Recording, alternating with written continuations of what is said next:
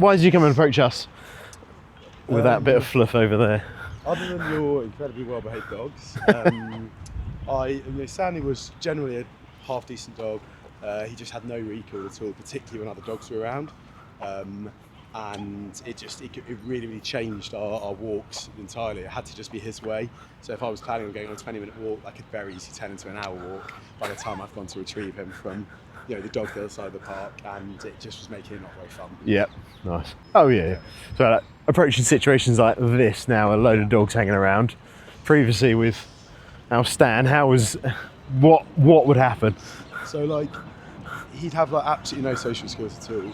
So he'd probably lie down to begin with for a good 3 or 4 minutes. Yeah. I couldn't get him to move because he was just so overwhelmed and so kind of insecure about the interaction. And then once he was ready to go, again, that would just be the next 10-15 minutes of my life. I physically wouldn't be able to get him off that dog. I might put him on his lead, we might walk 100 metres away, take him off his lead, and he's straight back to that dog. He was just dog obsessed. And it sounds cute, but it's not, is it, Stanley? It was a pain. So 20-minute walks are sometimes turned into an hour because you can get them away from other dogs. Yeah. We obviously met because his recall was somewhat failed, hadn't it? And I couldn't get him away from your dog. And then so you came and joined the programme. What was that like, and how was the training to implement? It was genuinely amazing. It started very, very basic, and I think at the beginning I kind of thought, whoa, why aren't I being taught these unbelievably complex skills as to how to get my dog to behave?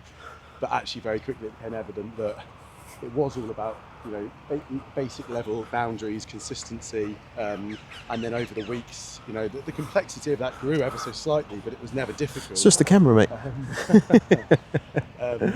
Did it fit in with your life? Loads of people just think, oh my god, I'm going to have to commit the rest of the day to dog training. That's really good.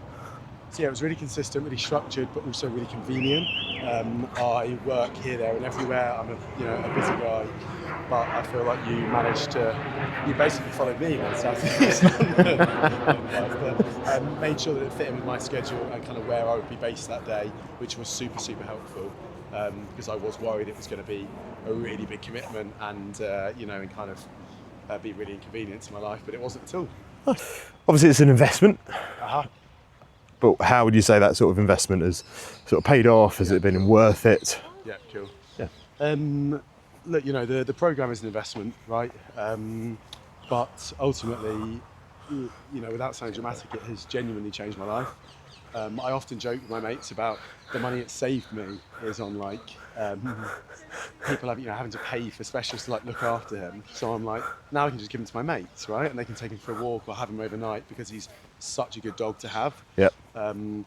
So at the beginning I did think, yeah, that's a bit of an investment, but ultimately it has genuinely made my life so much more of a pleasure. Walking him is a dream.